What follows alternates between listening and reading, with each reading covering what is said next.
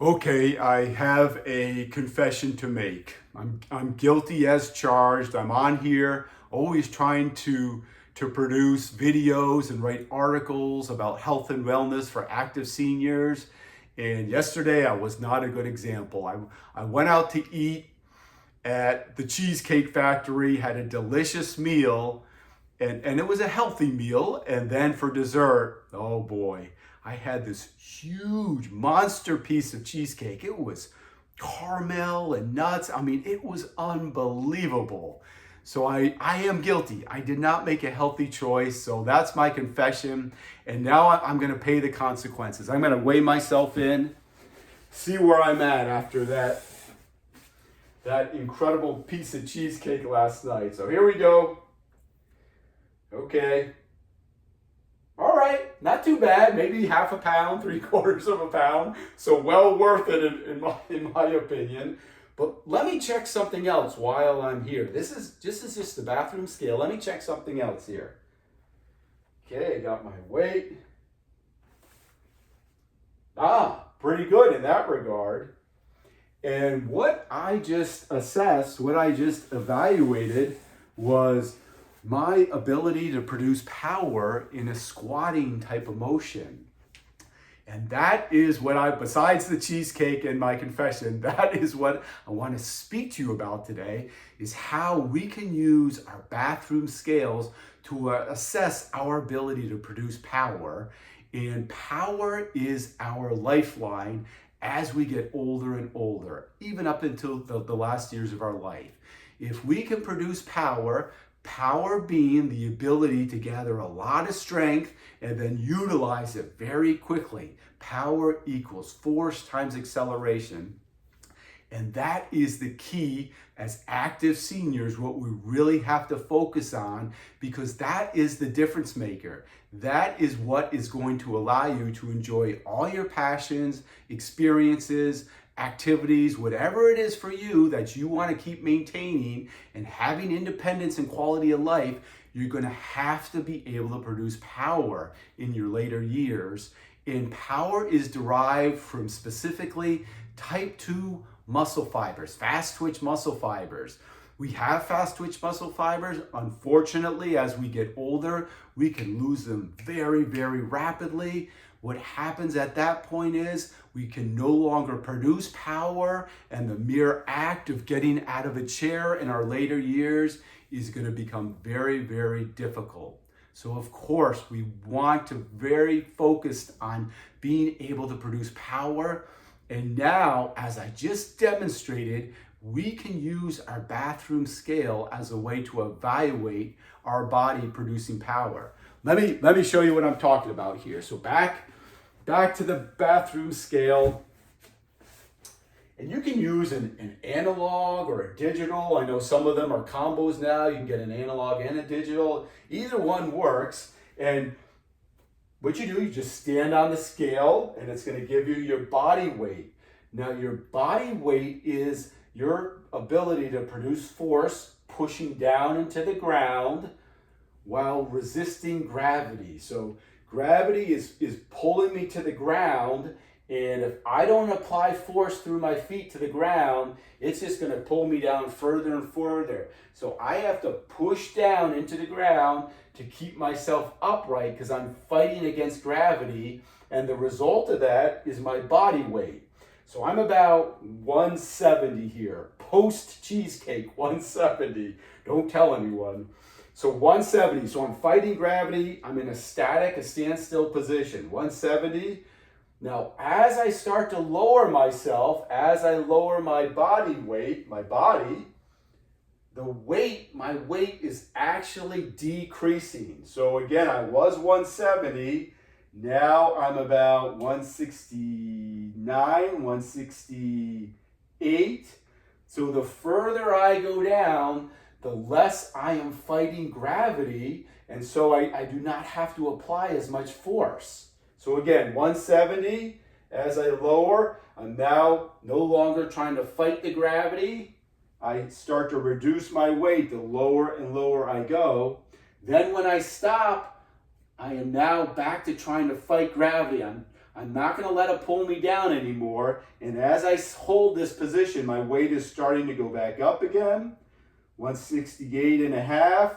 Now I'm pushing up against gravity, so I have to apply more force through my feet, and my weight is going back up to 170.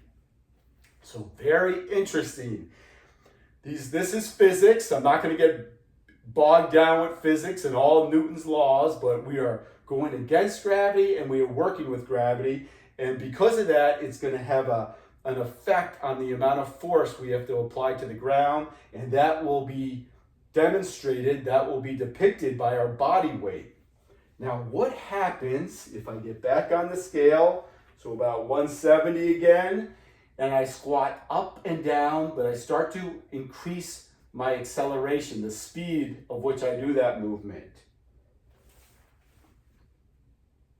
Very interesting. As I pushed back up, my weight exceeded 170. I got to about 171.5 pushing back up. And that is measuring my power. This again is so interesting. So when I go down against gravity, I'm no longer fighting gravity, I'm reducing weight. But if I try to push up with more velocity, with more acceleration, I have to apply more force down into the scale to get up faster, and that is measuring my power.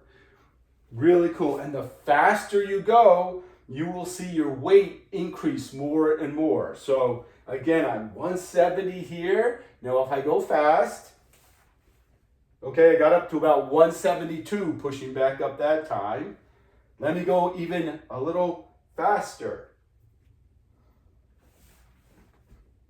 Yeah, almost 173 on that one. So this is incredible. We can now start to assess our ability to produce power. And there's a lot of variety with this. You could even do like a lunge. And safety first, please make sure you have a counter in front of you. You can hold on to the counter if you're a little bit unsteady. You could even put a non-skid rug underneath the scale to make sure it doesn't slide. But you could get in a lunge position. Okay, you check your weight, your standing weight. And then again, the amount of acceleration that I am using is going to increase that weight even further. So that was a little bit more weight, even more so. You can do it with either leg. It's a great way to assess if you have any asymmetries. You could even get 2 scales if you wanted to, and you could put one under each foot. Again, a nice way to assess which leg you may be producing more power. You may have a deficit on one side. You could even do it for your upper body. You can evaluate your upper body strength by a push-up type of motion. So you place both hands on the scale, you look at your weight in the start position, and then you go through your push-up motion, and you see how much further that weight is increasing. And again, the faster I do it, the acceleration component is going to require me to push even harder, and it's going to be demonstrated by my weight increasing on the scale. So from here, if I go a little faster, I get a higher number now. My power, my ability to produce power. So this is, I think, is really invaluable for active seniors. We now have a way, and it's general, this is not specific, but I think it is really worth your time to start assessing your power. As I stated earlier, power is our lifeline as we get older and older. We need that power to have quality and independence.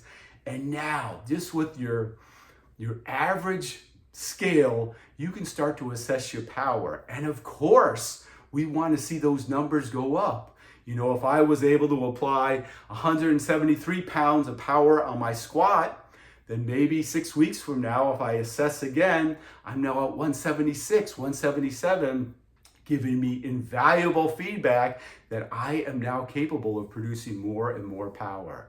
So yes, from now on, and you don't have to do it every day. I probably suggest, every couple of weeks that you go through a little evaluation like this. But again, that feedback, if you see those numbers start to decreasing, that's a big, big red flag that you are losing the ability to produce power, and it's going to have very, very deleterious effects on your life as you get older. So use that bathroom scale to start assessing your power. Even after you eat cheesecake, you can still get a very reliable reading. Okay, guys, thanks so much for watching, and I will talk to you soon. Bye-bye.